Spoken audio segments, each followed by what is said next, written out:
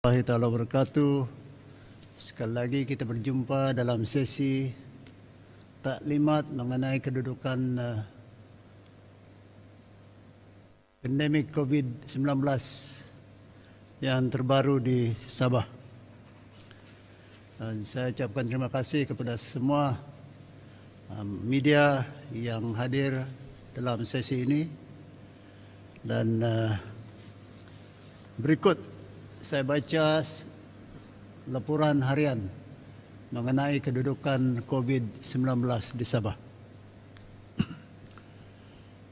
Berdasarkan laporan Jabatan Kesihatan Negeri Sabah, jumlah kes positif baharu pada hari ini adalah sebanyak 326 kes. Kalau kita masih ingat, semalam atau kemarin ialah 290, kalau tak silap ya. Dan hari ini ada peningkatan 36 kes. Dan saya akan laporkan kemudian di mana penambahan ini berlaku. Dan ini juga seperti mana yang kita nyatakan lebih awal, kita dalam keadaan umpama yo-yo, sekejap turun, sekejap naik. Dan ini timbul daripada kewujudan atau timbulnya kluster baru yang tiba-tiba muncul dan menyumbang kepada naiknya jumlah kes positif yang baru. Jadi dengan 326 kes baru ini, jumlah kumulatif sekarang ialah 28.771 kes. Duka cita dimaklumkan, 1 kes kematian dilaporkan di daerah Ladatu. Bagi pihak Kerajaan Negeri Sabah, saya ingin merakamkan takziah kepada keluarga yang telah meninggal dunia.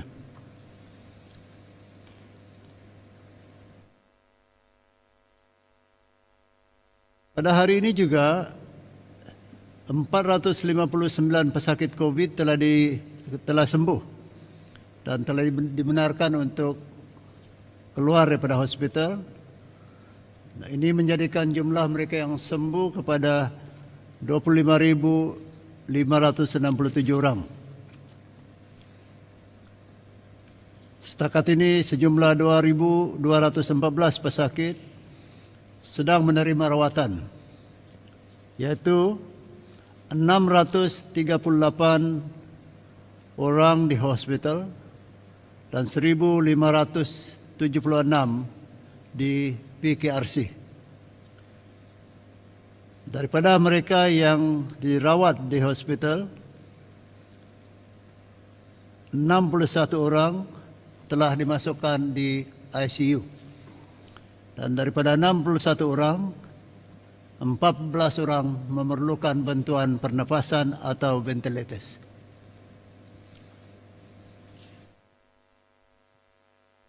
Kes-kes jangkitan baharu COVID-19 mengikut daerah adalah seperti berikut.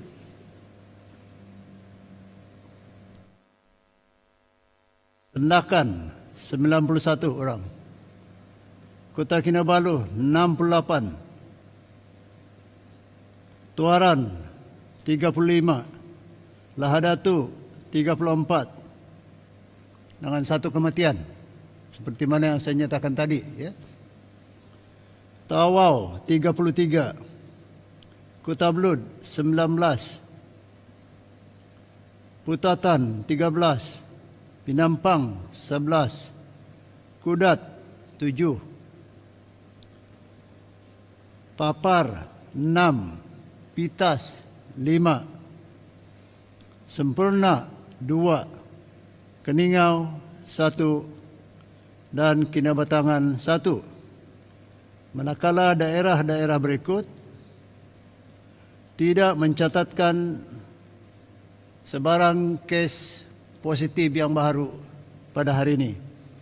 Daerah-daerah tersebut ialah Baluran, Tembunan, Beaufort, Ranau, Kalabakan, Tenem, Kuala Penyu, Tongod, Kunak, Kuta Merudu, Sipitang, Telupid, dan Nabawan. Kalau kita perhatikan daripada statistik yang baru saya baca tadi, kita dapati bahawa terdapat penurunan yang agak baik bagi kes di Kota Kinabalu. Kota Kinabalu ialah daerah yang selalunya mempunyai kes yang agak tinggi, terbit daripada beberapa kluster-kluster yang telah pun dinyatakan. Tapi hari ini dia cuma 68 dan harapan kita ialah statistik ini akan bertambah baik. Sukacita juga kita saya perhatikan bahawa semakin banyak daerah-daerah yang tidak merekodkan sebarang kes baru pada hari ini. Dan dua daerah adalah daerah yang sudah menjadi daerah hijau, yaitu Telupid dan juga Nabawan. Jadi kalau saya boleh ulang semula, jumlah kes baru yang dicatat pada hari ini ialah 326 dengan 1 kes kematian.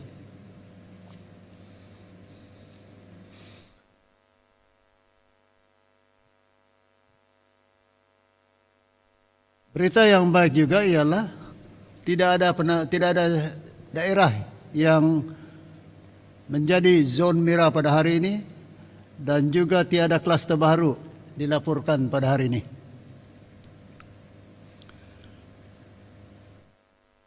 Daripada 326 kes positif hari ini, 153 kes atau hampir 47% adalah berpunca dari saringan kontak rapat.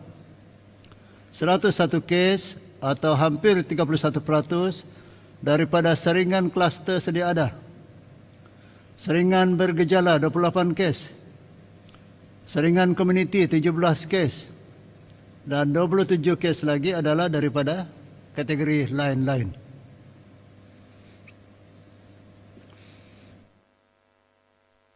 Jumlah kapasiti katil di hospital adalah 1,007 unit. Ini tidak ada perubahan daripada kapasiti yang kita tahun umum beberapa kali dalam sesi-sesi yang dahulu, ya. Di pusat karantin 107, ya, di pusat unit, ya, di hospital, ya. Bila saya cakap 107 itu ya di hospital. Ya 1,007, minta maaf. Sama dengan kapasiti yang kita telah umumkan sebelum ini. Dan di PKRC 6,156 unit. Menjadikan jumlah keseluruhan katil 7,163. Terdapat penambahan unit katil hari ini di PKRC Sri Bayu Kota Belud sebanyak 59 katil. Dan peratusan penggunaan katil secara keseluruhan ialah sekitar 31% atau lebih tepat 30,91%, ya. Saya juga ingin mengumumkan Perintah Kawalan Pergerakan yang Diperketatkan atau PKPD di Pusat Tahanan Sementara Sibuga Sandakan. Atas nasihat dan penilaian risiko yang dilaksanakan oleh Kementerian Kesihatan Malaysia, sidang khas MKN hari ini bersetuju dengan cadangan Kerajaan Negeri untuk melaksanakan Perintah Kawalan Pergerakan yang Diperketatkan atau PKPD di Pusat Tahanan Sementara PTS di Sibuga Sandakan. Bermula pada 2 Disember hingga 15 Disember bulan hadapan. Kalau saudara-saudara masih ingat, PTS Sibuga inilah yang menyumbang 99, kalau tidak silap, kes awal, kes positif pada statistik kita 2 hari yang lepas, ya. Sehingga kini Kementerian Kesihatan Malaysia telah melaksanakan sebanyak 324 saringan dan telah merekodkan 104 kes kumulatif positif yang melibatkan tahanan dan anggota PTS di Sibuga, Sendakan. Pelaksanaan PKPD ini melibatkan seramai 1.209 individu yang terdiri daripada 1.104 tahanan dan 105 anggota dan pegawai yang berkhidmat di situ. Ini bagi membolehkan Kementerian Kesihatan Malaysia melaksanakan ujian bersasar bagi semua tahanan dan anggota PTS. Dan seperti biasa, SOP di kawasan atau di lokaliti PKPD ini sama seperti SOP KPD di lokaliti lain sebelum ini. Perintah Kawalan Pergerakan Diperketatkan atau PKPD juga dilaksanakan di Kampung Desa Bajau dan Kampung Dasar Baru Lahadatu. Atas nasihat dan penilaian risiko yang dilaksanakan oleh Kementerian Kesihatan Malaysia, sidang khas MKN hari ini bersetuju dengan cadangan kerja negeri untuk melaksanakan Perintah Kawalan Pergerakan Diperketatkan atau PKPD di Kampung Desa Bajau dan Kampung Dasar Baru Lahadatu bermula pada 2 Disember hingga 15 Disember pada tahun ini. Sehingga kini Kementerian Kesihatan Malaysia telah melaksanakan sebanyak 665 saringan dan telah merekodkan 90 kes positif secara kumulatif di kedua-dua kampung ini, yaitu di Kampung Desa Bajau dan Kampung Dasar Baru di Lahadatu. Untuk pengetahuan semua, pelaksanaan PKPD ini melibatkan 914 buah rumah dengan jumlah penduduk 4.934 orang. Dan seperti biasa, SOP PKPD di kedua lokaliti ini adalah sama seperti di lokaliti lain, yakni tiada aktiviti sosial dan ekonomi dibenarkan kecuali operasi kedai runcit bermula daripada 6 pagi hingga 6 petang dan pasar awam dibuka 2 kali seminggu. Ini adalah satu berita baik kepada semua penyelam atau divers di industri atau di industri menyelam atau diving industry. Sidang khas Majlis Keselamatan Negara telah bersetuju dengan cadangan kerajaan negeri membenarkan aktiviti menyelam di negeri Sabah. Saya ulang, diving activities is been allowed to resume in Sabah. Ini ialah kerana aktiviti menyelam atau scuba diving dikategorikan sebagai aktivitas sukan dan rekreasi yang tidak bersentuhan fizikal. Aktiviti menyelam ini boleh dilaksanakan dengan syarat bot yang membawa penyelam ke lokasi selaman tidak melebihi 30% daripada jumlah muatan bot bagi memastikan ada penjarakan fizikal. And I would like to repeat it in English. While diving is allowed, but transportations of the divers to the diving site is subject to certain condition or SOP. The number of people that can be on the boat that ferries them to the diving spot should not be more than 30% of the capacity of the boat, and that includes the captain. SOP khusus bagi aktiviti menyelam akan dikeluarkan nanti oleh Kementerian Pelancongan Kebudayaan dan Alam Sekitar Sabah. For a specific SOP, the Ministry of Tourism, Culture and Environment Sabah will be issuing their SOP. Bantuan bakul makanan Sehingga hari ini sebanyak 257.697 257.697 bakul makanan telah diagihkan kepada golongan sasar. Saya juga ingin melaporkan Sekatan Jalan Raya atau SJR dan penguatkuasaan perairan Sabah oleh Jabatan Marin, Sanitasi dan Hibahan Umum oleh Jabatan Penerangan melalui program Info on the Wheels. Sebanyak 69 sekatan jalan raya telah dilaksanakan hari ini melibatkan pemeriksaan 44.030 kendaraan. Daripada jumlah tersebut, 155 buah kendaraan diarah berbata balik. Tiada tangkapan, namun 61 kompaun dikeluarkan atas kesalahan melanggar SOP COVID-19. Polis Diraja Malaysia juga telah melaksanakan 78 hibahan melalui kereta perindah di pelbagai daerah di negeri Sabah.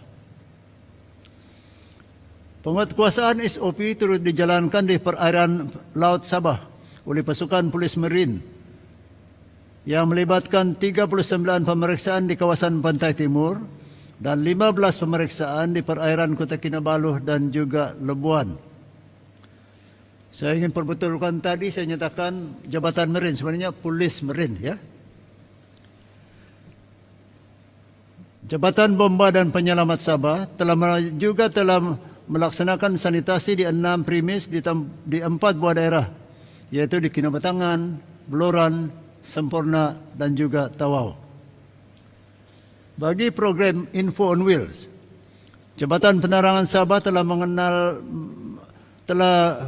mengadakan atau melaksanakan hibahan umum mengenai pematuhan SOP, mengamalkan 3W, mengelak 3C dan pembudayaan norma baharu telah dilaksanakan di 101 lokasi di 13 daerah di negeri Sabah. Hibahan dibuat dalam 5 bahasa, yaitu bahasa Melayu, bahasa Mandarin, bahasa Dusun, bahasa Bajau dan juga bahasa Iranun. Saya juga ingin melaporkan Jawatan Kuasa Pengurusan Bencana Negeri mempunyai 241 buah kenderaan yang sedia digunakan bagi tujuan bantuan logistik COVID-19. Daripada jumlah tersebut, 43 buah kenderaan digunakan untuk mengangkut pesakit COVID, manakala 28 kenderaan digunakan untuk menghantar bakul makanan ke lokasi sasaran. Baki 170 kenderaan pula daripada pelbagai jenis adalah atas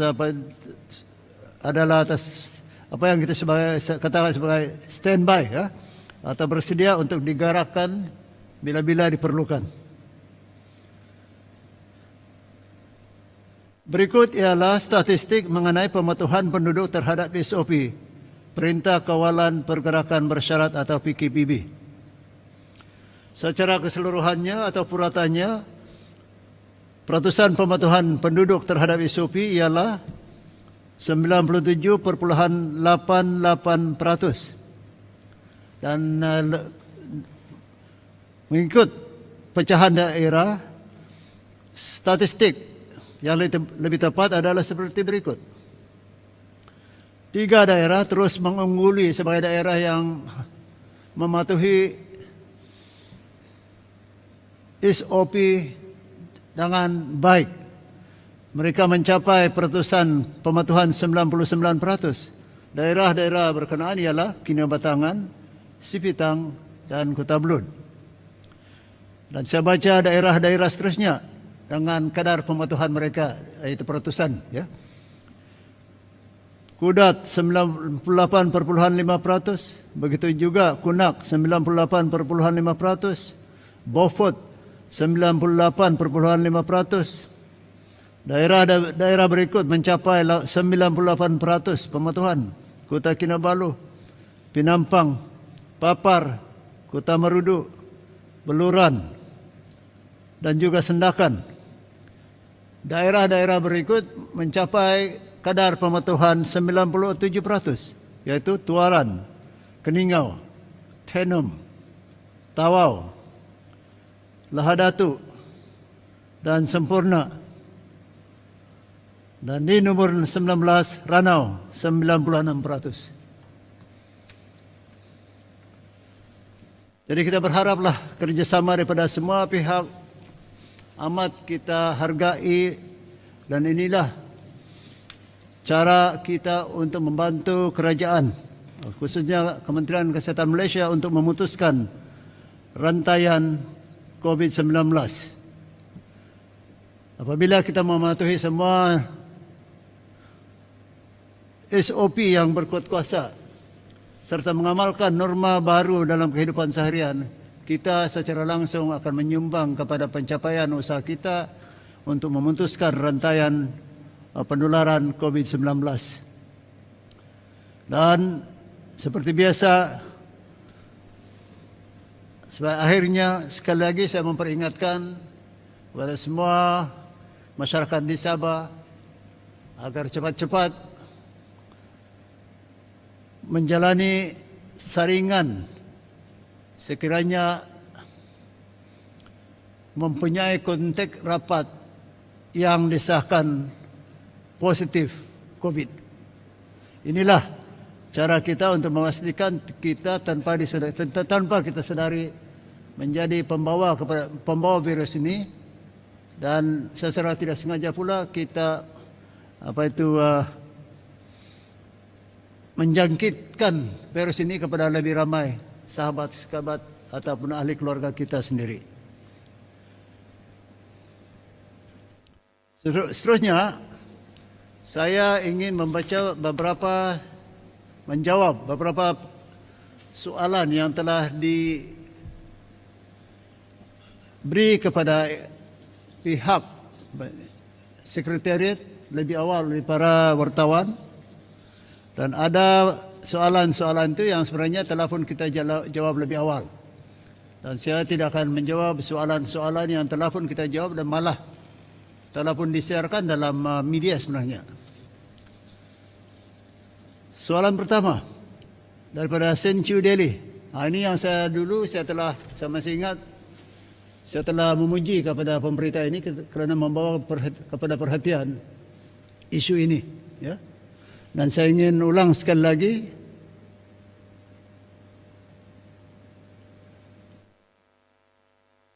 soalan tersebut kerana pada waktu itu saya telah menyatakan kita ingin mendapatkan maklumat lebih lanjut. Maklumat yang telah diperolehi telah disampaikan kepada Jabatan Alam Sekitar Negeri Sabah untuk pengetahuan kepada mereka yang hadir dalam sidang ini. Di Sabah ini ada 2 jabatan alam sekitar. Satu jabatan alam sekitar persekutuan. Satu lagi ialah jabatan alam sekitar negeri Sabah. Beza dia begini. Bagi jabatan alam sekitar persekutuan,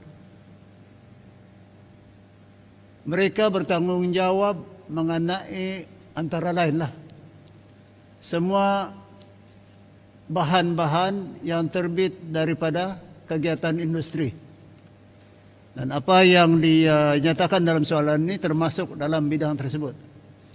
Sedangkan Jabatan Perlindungan Alam Sekitar Negeri Sabah pula, itu Jabatan Kerajaan Negeri, mereka pula berkuat kuasa ke atas sebarang aktiviti di atas tanah. Inilah beza dia.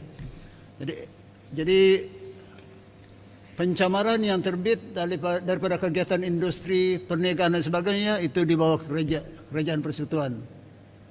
Dan pencemaran yang terbit daripada kegiatan membuka tanah, aktiviti di atas tanah, itu di bawah kerajaan negeri, yakni di bawah Jabatan Perlindungan Alam Sekitar. Saya bagi ini sebagai mukadimah supaya kita faham bidang kuasa mana. Seberang pencemaran yang dikemukakan kepada kita.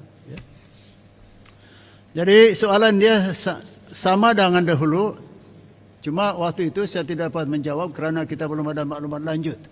Dan saya baca balik soalan tersebut daripada Sinchu Delhi. Ya.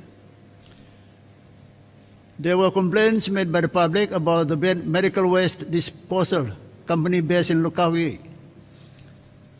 industrial area, where their compound pile up with medical waste waiting to dispose, and even the pile at the roadside. This has caused worries among the surrounding area.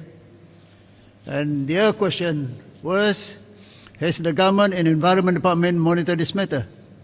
Jawapan kita ialah seperti berikut.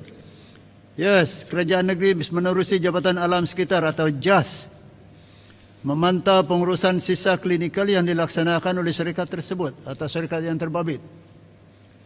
Pemantauan rapi telah dimulakan sejak Mac 2020, iaitu sejak awal penularan pandemik COVID-19. Pihak Jabatan Alam Sekitar memantau secara harian kuantiti sisa klinikal yang diterima untuk rawatan dan pelupusan oleh syarikat berkenaan.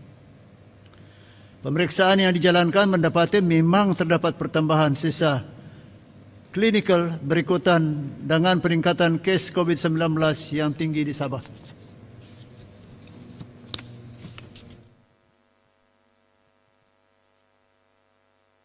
Soalan seterusnya daripada akhbar yang sama, any action or measures taken or to be taken to speed up the disposal of the medical waste. Antara langkah yang diambil oleh kerajaan untuk mempercepatkan pelupusan sisa klinikal berkenaan adalah memastikan pengurusan sisa klinikal oleh syarikat tersebut adalah mengikuti peraturan kualiti alam sekeliling, buangan terjadual 2005 atau Guidelines on the Handling and Management of Clinical Waste in Malaysia, dan juga SOP yang telah ditetapkan. Kerajaan juga telah mengarah syarikat berkenaan untuk menyegerakan pembinaan insinerator di Sabah. Jabatan Alam Sekitar juga telah memberi kebenaran kepada syarikat tersebut agar lambakan sisa klinikal tersebut dilupuskan di semenanjung Malaysia.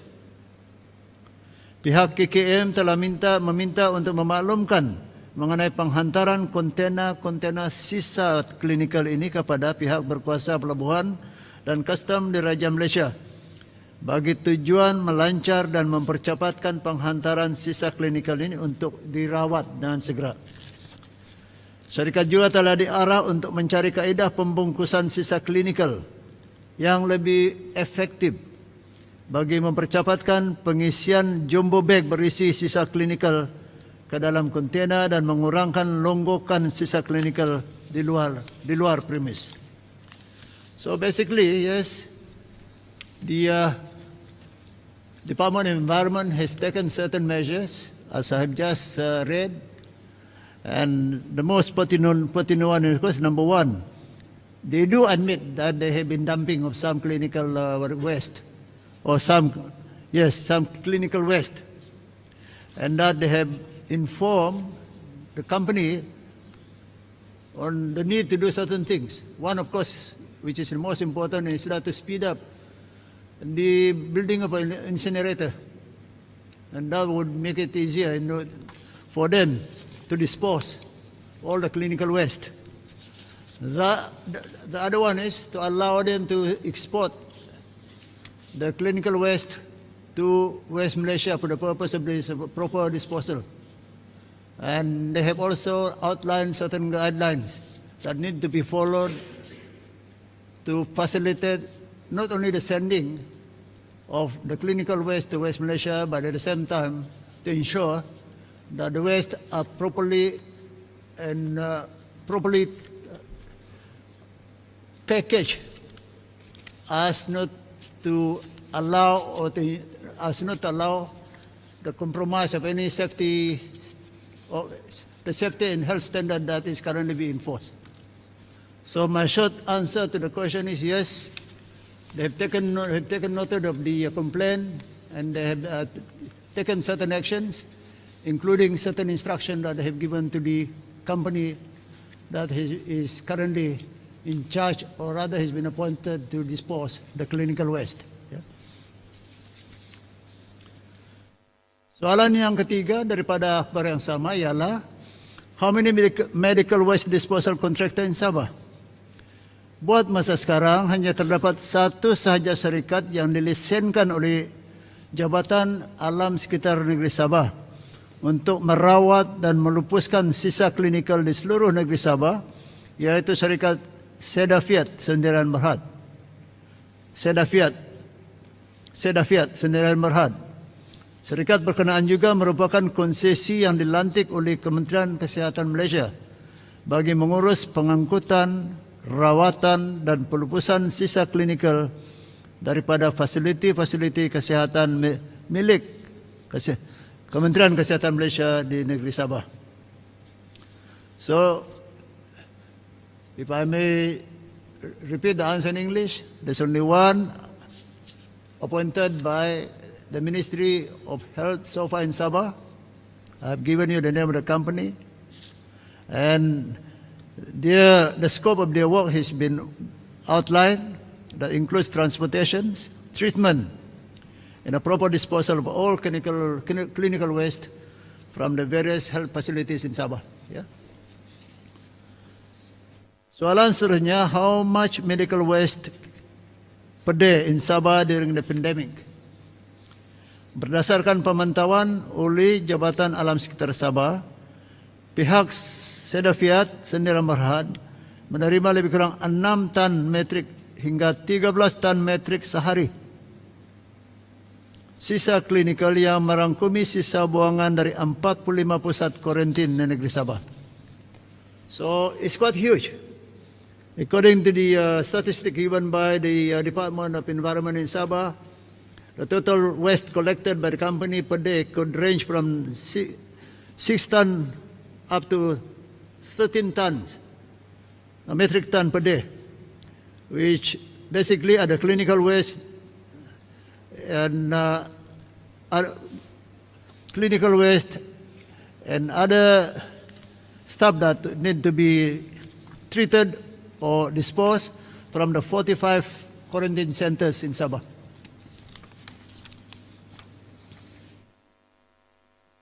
RTM bertanya soalan seperti berikut.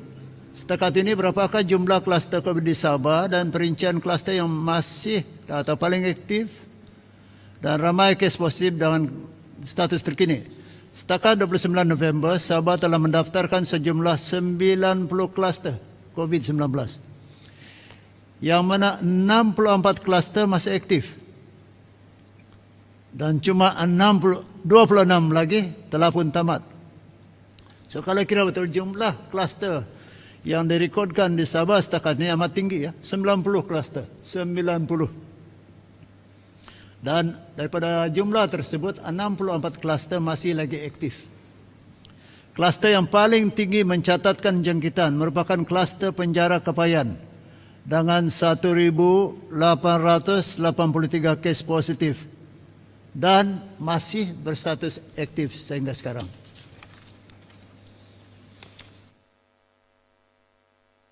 Soalan kedua daripada RTM.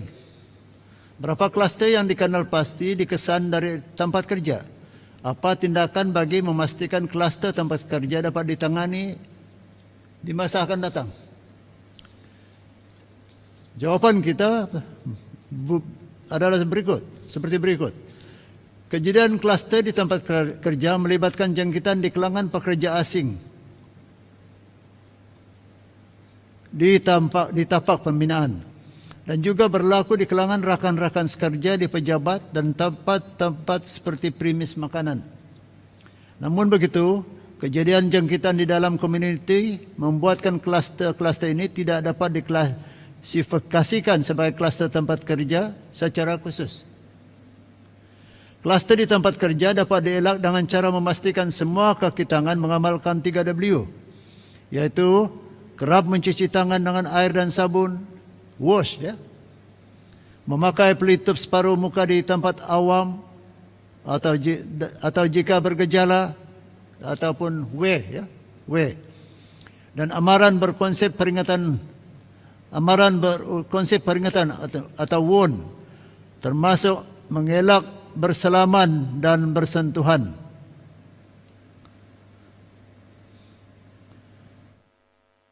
Amalkan etika batuk dan berasin, tutup mulut. Ya. Dapatkan rawatan segera jika bergejala, duduk di rumah serta elakkan amalan kunjung mengunjung. Ini yang kalau kita lihat daripada beberapa kes yang beberapa hari ini timbul kerana beberapa kluster timbul kerana ini kecenderungan untuk berjumpa dengan aktiviti-aktiviti sosial. Ya.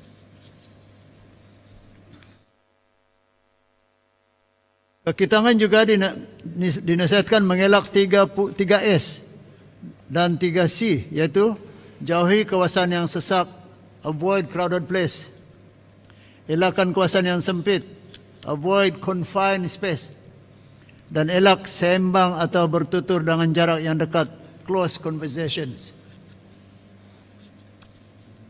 Jadi kita faham juga perlu bagi kita untuk berjumpa, apalagi sekarang kita sudah benarkan untuk kedai makan, kedai minuman ini buka.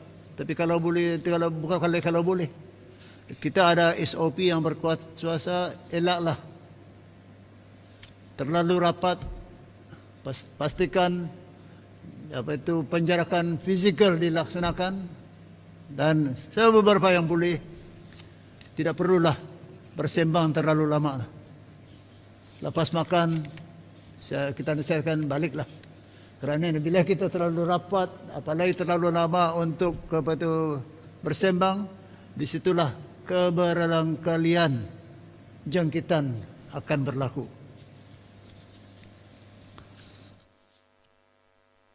Selain daripada itu, majikan boleh membantu memastikan risiko jangkitan di tempat kerja, dikurangkan dengan membuat pembahagian kumpulan untuk hadir bekerja secara bergilir mengikut jadual, atau mengamalkan konsep bekerja dari rumah mengikut kesesuaian profesi masing-masing.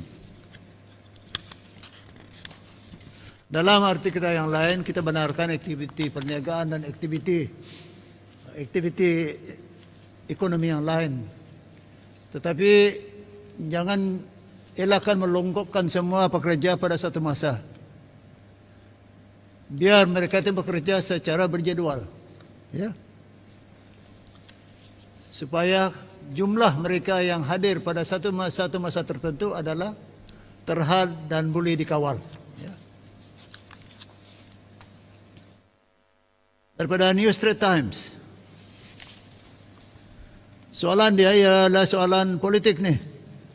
Bugaya by-election is to be held in January. Looking at the COVID cases and ongoing outbreak, is Sabah ready to hold by-election?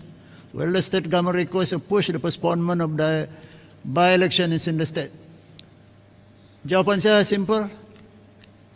Satu, soal mengadakan atau tidak mengadakan pilihan raya adalah di bawah Suruhanjaya Pilihan Raya atau SPR.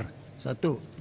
Kedua, sama ada hendak mengadakan pilihan raya atau sebaliknya adalah tertakluk kepada keperuntukan perlembagaan.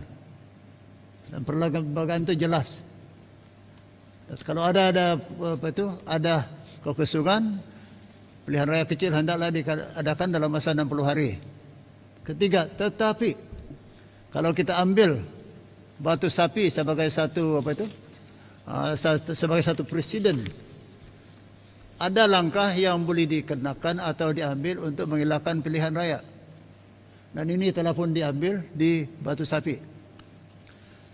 Jadi kita harapkan juga SPR atau Suruhanjaya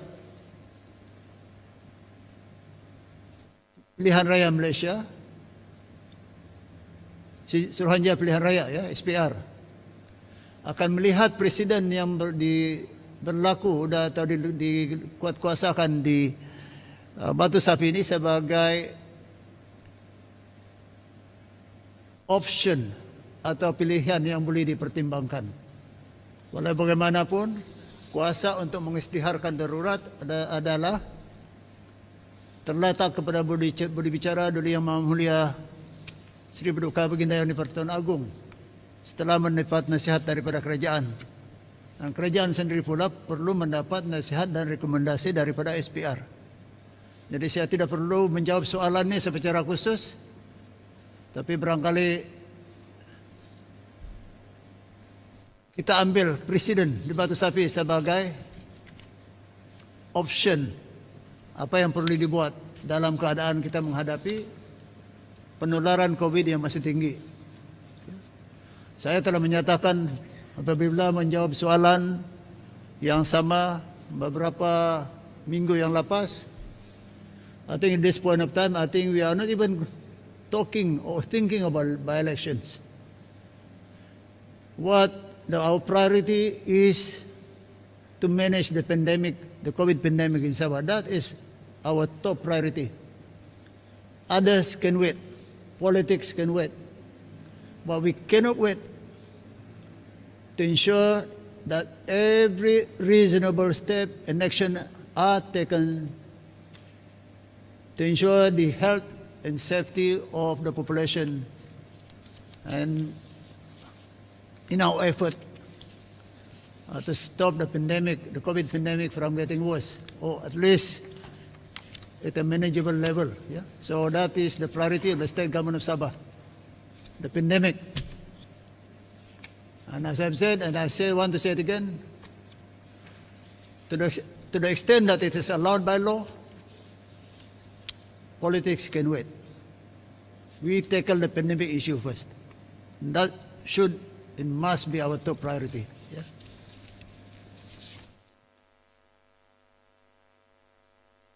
Soalan seterusnya, based on Sabah Health Department's record of COVID-19 patients, is there any report showing recurrence of COVID-19 infections among recovered patients?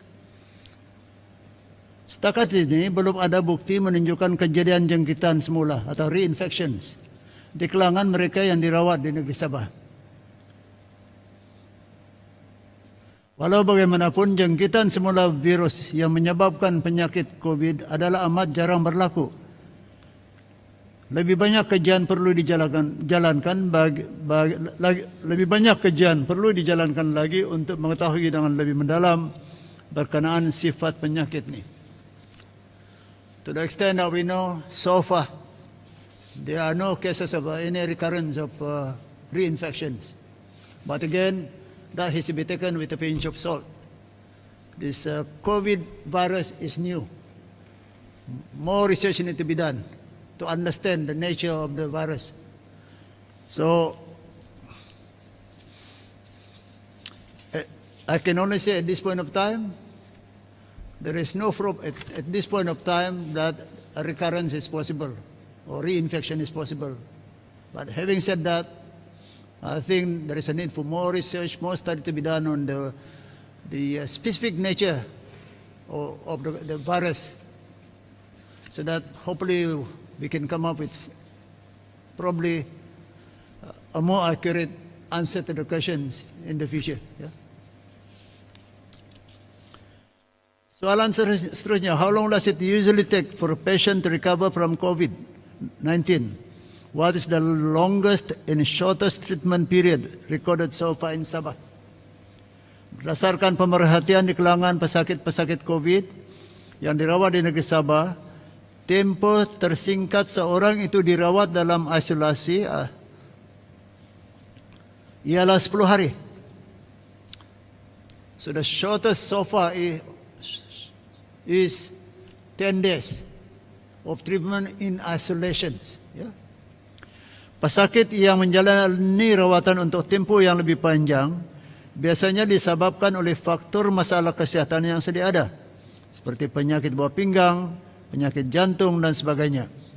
Pesakit yang mempunyai penyakit-penyakit kronik seperti ini juga berkemungkinan memerlukan bantuan alat pernapasan dan dialisis semasa rawatan akibat daripada komplikasi yang timbul. So in short, if I may repeat the answers in English, it normally takes longer if the patient is already suffering from existing illnesses. For instance, diabetes, yeah? Or if they have a heart problem. So there could be complications. Now when there are complications, obviously the treatment will have to be different from a normal person that is just suffering from infection of a COVID virus. So that will take a longer time. Otherwise, if you look at the current statistic, the shortest, and this, of course, is in somewhat an average shortest time of what we call this treatment is about 10 days in isolations. Yeah.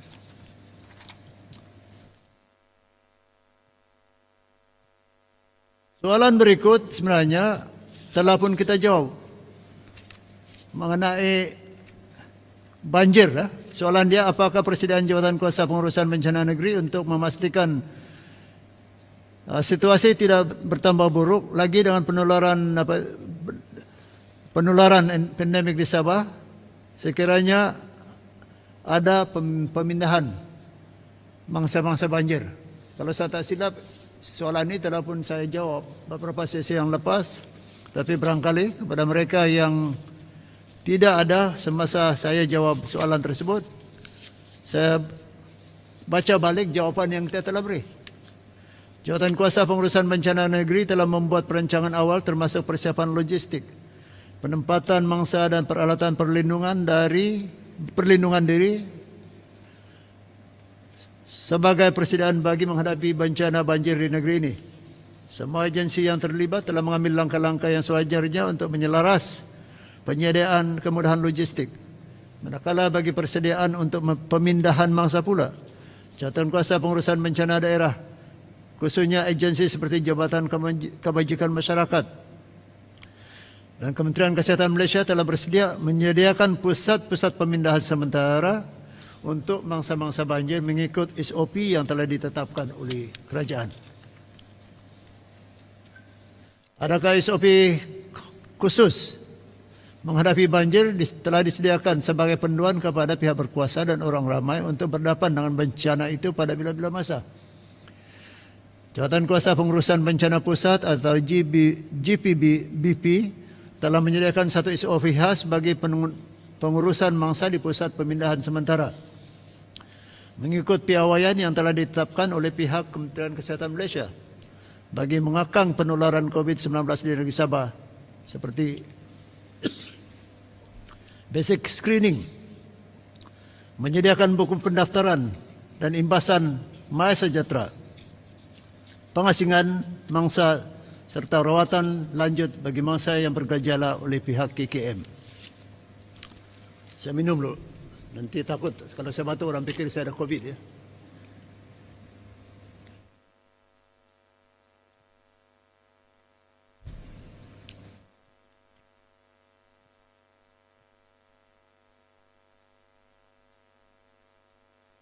Soalan ketiga. Ini datang daripada berita harian lah. Ini yang tadi soalan pertama, dua dan ketiga ini datang daripada berita harian ya. Berapa banyak pusat pemindahan sementara disediakan untuk menempatkan mangsa banjir dan bagaimana SOP di pusat pemindahan sementara ini bagi mengelak kesesakan yang boleh mengakibatkan atau boleh meningkatkan risiko penularan COVID. Jawatan Kuasa Pengurusan Bencana Negeri telah menyediakan sebanyak 215 buah pusat pemindahan yang boleh menempatkan seramai 162,540 orang mangsa banjir. Jadi, Jawatan Kuasa Pengurusan Bencana Negeri telah menyediakan 215 pusat pemindahan sementara sekiranya diperlukan, dan 215 pusat ini boleh menempatkan 162,540 orang mangsa banjir. Seperti mana yang telah saya jelaskan sebentar tadi, SOP khas bagi kemasukan mangsa ke dalam pusat pemindahan sementara adalah mengikut garis panduan yang telah ditetapkan oleh pihak Kementerian Kesihatan Malaysia. Kapasiti di setiap pusat pemindahan sementara atau PPS akan dikurangkan bagi memastikan penjarakan fizikal diamalkan oleh setiap mangsa, dan jika terdapat pertambahan mangsa, Jawatan Kuasa Pengurusan Bencana Daerah akan menempatkan mangsa tersebut ke pusat pemindahan yang lain. Borneo today ada 3 soalan.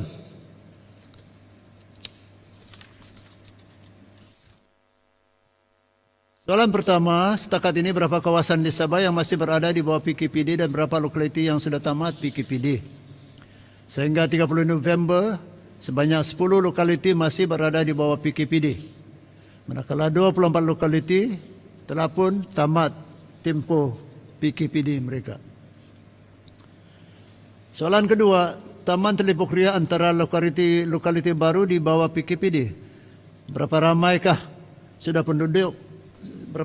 sudah penduduk menjalani saringan COVID dan berapa kes positif setakat ini?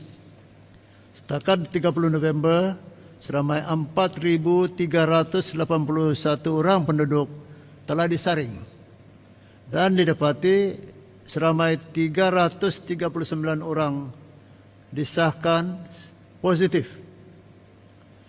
3.186 orang negatif. So, saya ulang. Setakat hari ini, 4.381 penduduk di Taman Telipuk Ria telah disaring. Daripada jumlah tersebut, 339 disahkan positif. 3.186 negatif. Dan 858 orang lagi masih menunggu keputusan ujian atau saringan mereka. Soalan ketiga, MKN memutuskan pekerja warga asing perlu jalani saringan RT antigen. Adakah ini termasuk di Sabah? Jika ya, berapa ramai pekerja asing yang perlu menjalani saringan di seluruh negeri Sabah? Jawaban kepada bahagian soalan pertama, adakah ini termasuk Sabah? Ya. Negeri Sabah adalah di antara 6 negeri yang dipilih untuk terlebih dahulu diberi keutamaan untuk membuat ujian ya melalui RTK ya.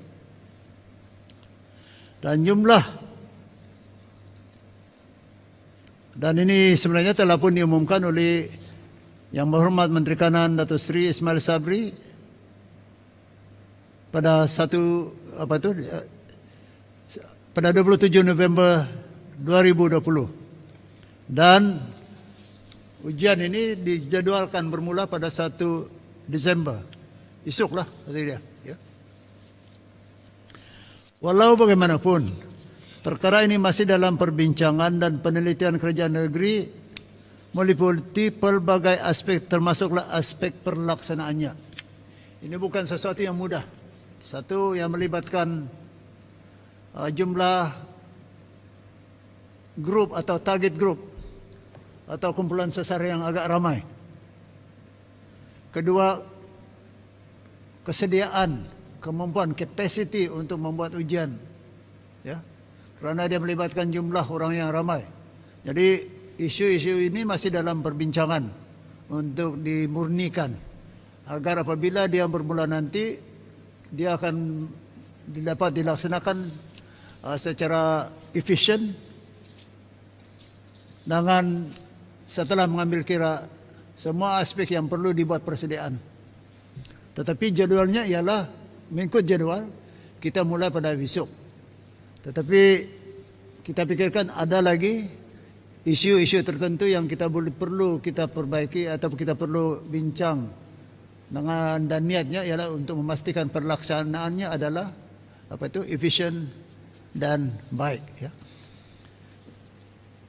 Berdasarkan rekod di Jabatan Imigresen Malaysia, setakat 24 November 2020, jumlah pekerja warga asing yang berdaftar di negeri Sabah ialah 75,789.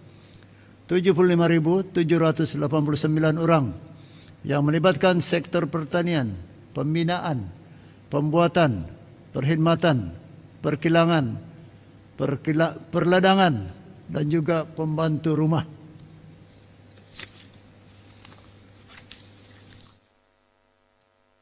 Soalan terakhir datang daripada bernama, apa perkembangan terbaru 2 makmal COVID-19 di Hospital Lahad Datu dan Hospital Tawau serta impak kepada usaha mengekang penularan COVID-19 di Sabah.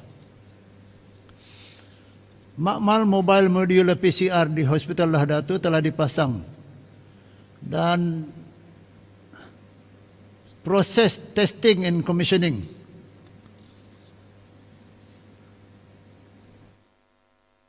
atau TNC dijadwalkan pada hari ini, ya. Dan barangkali pihak KKM nanti dapat memberi maklumat yang lebih lanjut pada sesi kita yang akan datang lah, ya. Hari ini ialah dijadwalkan testing and commissioning. Testing ini ya percubaan, ya. Percubaan dan juga pelancaran, ya, commissioning. Naik taraf makmal molekular. Naik taraf makmal molekular Jabatan Patologi di Hospital Tawau pula berada dalam kesiapan 95%. Makmal ini dijangka siap sepenuhnya dan akan dijalankan testing dan commissioning TNC seperti mana yang saya nyatakan tadi mengenai di hospital yang sama di Lahadatu, ya.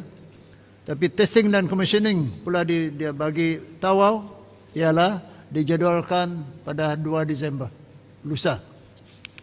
Dengan bertambah kapasiti makmal ini dijangkakan negeri Sabah akan dapat meningkatkan jumlah ujiannya daripada 2,750 sampel sehari kepada melebihi 3,000 sampel sehari. Dan inilah jawapan-jawapan saya kepada soalan-soalan yang telah dikemukakan lebih awal. Dan barangkali kalau ada lagi soalan tambahan, saya persilakan media untuk bertanya sekarang.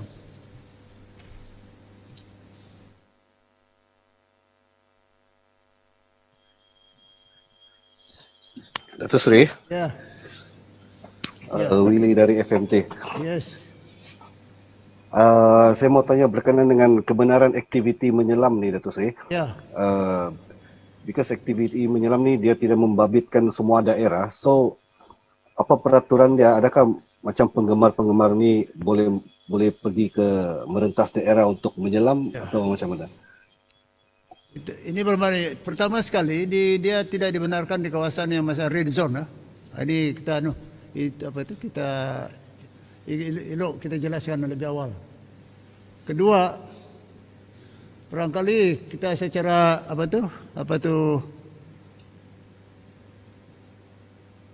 kita boleh buat kesimpulan bahawa dia tidak akan melibatkan perjalanan rentas sempadan. Arti dia kalau di KK itu kita buat di KK lah. Pulau Gaya atau sebagainya. Ya. Kalau orang sempurna disempurnalah. Itu arti dia. Itu. Ya. Kerana merentasi sempadan lah masih lebih berkuat kuasa dalam PKPB ni di seluruh negeri Sabah. Tujuan kita ialah untuk membenarkan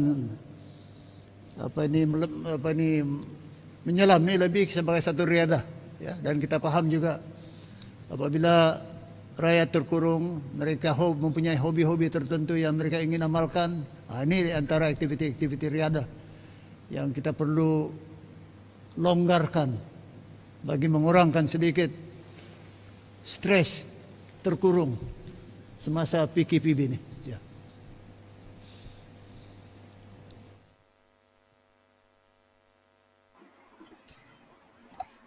Dato, Yes. Julia from Yes, Malamio here.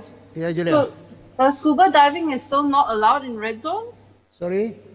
So, scuba diving is not allowed in red zones. Does that mean KK, Tawau, Samporna, all the places where diving is popular is not allowed?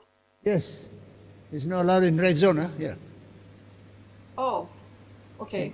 But of course, yeah. Sorry. Isn't it? Yeah. Benarkan, ya? No, they are allowed. I think I'm sorry. We don't misconstrue it with an area under PKPD is not allowed, of course, definitely. But even if it is a red area, say for example, red zone like Kota Kinabalu, technically it's still a red zone, yeah. but we do allow diving within the parameter of the district itself.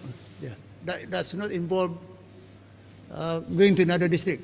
That's what it is. Yeah. Understood. Thank you. Okay, Julia. Yeah. Another one, this is a follow-up to the first question regarding the disposal of medical waste. The current practice, is it in compliance with the SOP and they are just delayed and that's why they are still stuck at the roadside, or is it in contradiction with any SOP? Thank you. Well, number one, I think only the licensing department of whatever ministry that issued it can answer that question specifically. But my understanding is that one, if you analyze the answer, or if you read the answers that I have given you, there are two pertinent points.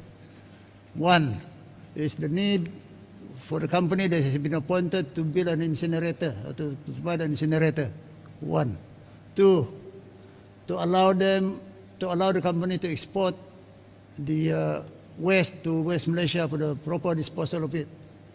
These are the two things which I believe is very pertinent in our effort to ensure that they comply with all the conditions that the clinical waste are properly disposed. Now, if, for instance, the company has not complied the various conditions that have been imposed that come with the appointment, then obviously there is a need for the Department of Environment as well as the Ministry of Health of Malaysia to ensure that compliance is, there is compliance, and I suppose within a certain period of time for a total compliance of the conditions.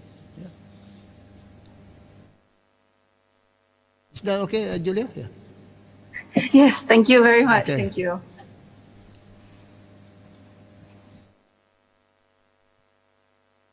Assalamualaikum Datuk. Fazli daripada Bernama Datuk. Ya. Datuk, tadi berkenaan dengan makmal COVID tadi, peningkatan kepada 3,000. Tapi kalau kita tengok dia punya peningkatan tu hanya jumlah tingkat dia hanya 250. Jadi nak tanya Datuk, 250 ni adakah satu jumlah yang banyak untuk kita punya usaha nak mengekang COVID ni Datuk, 250 tu? Terima kasih Datuk. Dengan 250 itu lebih baik daripada tiada lah. Itu satulah. Kedua, saya ingat saya telah menjawab soalan yang sama pada sesi yang terdahulu. Bahawa pada tahun hadapan, hasrat kita ialah untuk menaikkan kapasiti ini hingga 4,000 ya, satu hari. Dan bila kita bercakap pasal kapasiti ini bukan sekadar kapasiti untuk memproses. Dia juga melibatkan kapasiti untuk melaksanakan mengenai peralatan dan kapasiti staf kita untuk mengadakan saringan ya. Jadi dia ada kait rapat dengan beberapa faktor yang harus kita rangkumkan dalam usaha kita untuk memastikan pemprosesan sampel ini dapat dilaksanakan dengan lebih cepat ya. Jadi ya, jawapan ringkas saya adalah 250 itu mungkin sedikit pada pandangan kita, tapi bila kita bercakap pasal ya, bila kita bercakap pasal 250 out of 3,000, saya kata itu satu angka yang kira banyak juga. Dan dia bukan berhenti di situ lah. Ya. Usaha sedang dibuat untuk memastikan, insyaAllah pada tahun hadapan, kita berharap bahawa kapasiti ini boleh sampai kepada 4,000 satu hari. Ya, sebelum itu ya, saya ingin buat pembetulan ya. 200 di Tawau dan 200 di Lahadatu ya. Jadi jumlahnya sebenarnya 400 ya. Ya. Maaf, ada sedikit kekeliruan dari segi statistik. Jadi penambahan sebenarnya bila beroperasi ialah kita dapat menambah kapasiti 400 sampel sehari lagi.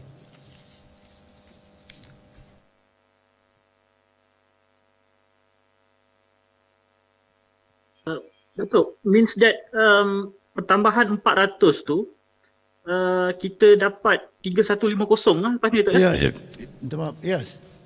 200 lah. 200. 200. Tok, bagaimana ke Di Lahadau Betul, tu peningkat- 200 dan di Tawau 200. Tok, jadi peningkatan 400 ni Datuk, bagaimana dapat bantu kita nak orang kata supaya tiada kes tertunggak lagi lepas ni Datuk? Boleh Eh, bantu kah? Ini akan memendekkan memendekkan proses untuk mendapat keputusan kepada sampel-sampel yang kita kita hantar ke makmal lah.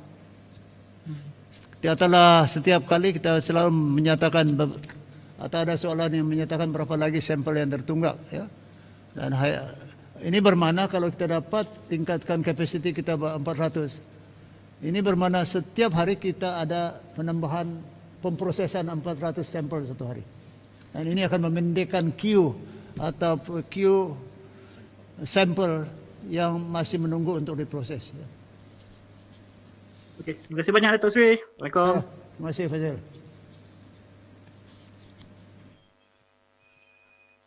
Datuk Sri, Ya, Willy lagi Datuk. ya boleh. Uh,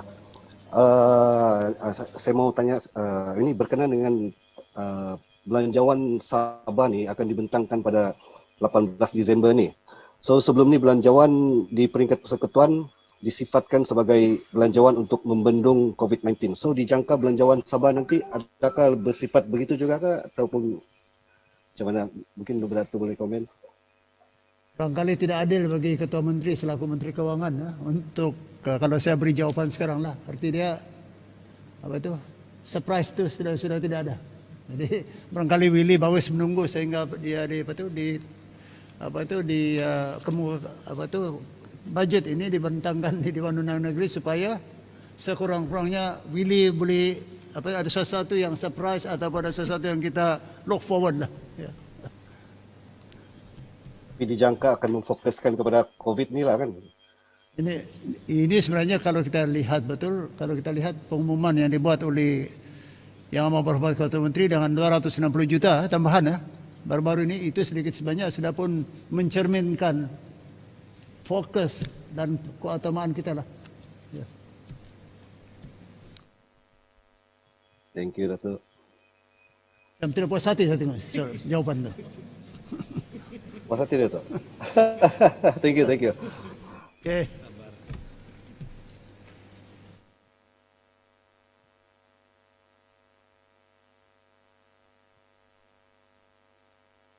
So barangkali kalau tidak ada lagi, saya ingin mengambil kesempatan ini untuk merekamkan terima kasih kepada semua sahabat media.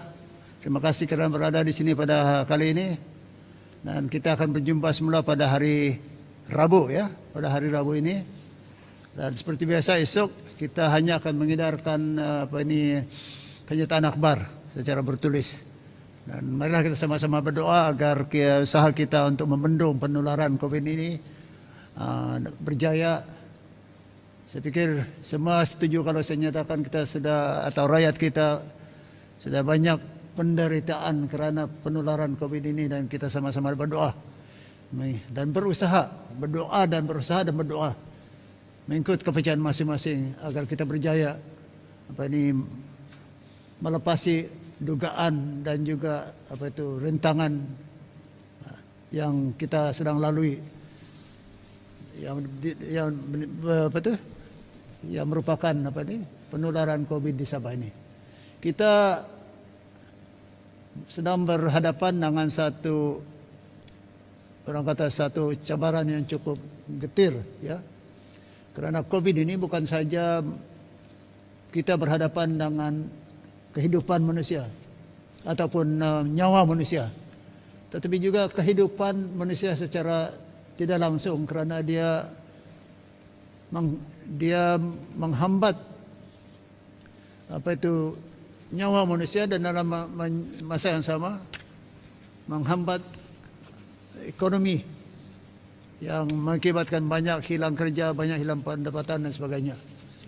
Jadi kerana itulah saya sangat berharap khususnya mereka yang masih bekerja, tolonglah patuhi SOP di tempat kerja. Ya, satu. Kedua, kepada majikan, tolonglah sedia pastikan semua keperluan yang perlukan bagi memastikan kesihatan para pekerja dapat disediakan. Ya. Ini penting kerana investment atau peleburan yang sedikit ini sebenarnya dapat membantu majikan dan syarikat sendiri mendapat keuntungan yang lebih besar dalam jangka panjang. Dan ketiga, kepada rakyat biasa, ayo kalau bolehlah amalkan SOP yang telah pun saya nyatakan tadi, elakkan berkumpul-kumpul. Ya, kalau kita lihat kluster tertentu, dia banyak melibatkan kes berkumpulan. Ya. Saya paham juga kita ini ada adat, ada kenduri dan kendara, ya. Tapi barangkali kalau sesuatu yang betul-betul kita boleh elakkan, barangkali itu sesuatu yang kita boleh memikirkan untuk ditangguh pada satu masa yang lain. Inilah harapan saya kepada semua rakyat di Sabah. Kita sama-sama berusaha, kita sama-sama bekerja sama untuk membendung penularan COVID ini. Kerana kita mahu Sabah ini keluar daripada masalah ini secepat mungkin supaya kita dapat bangunkan semula negeri ini yang kita cintai. Terima kasih. Assalamualaikum warahmatullahi wabarakatuh.